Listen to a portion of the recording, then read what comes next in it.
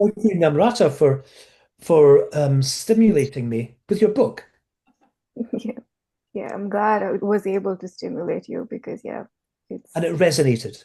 I mm, felt lots of little electric moments when I read, and I thought, oh, she's like me in some af- ways.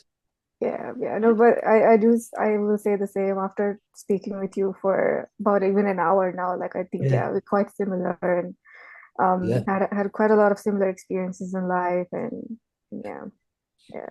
No, that's wonderful. Thanks, Linda, for connecting us. I'll Yeah, also yeah. I'll write a review for your book as well. Thanks. I Yeah. should have done it by now, but I Well, haven't. just do it real quick. What would you say? Three sentences about her book. Oh, three sentences.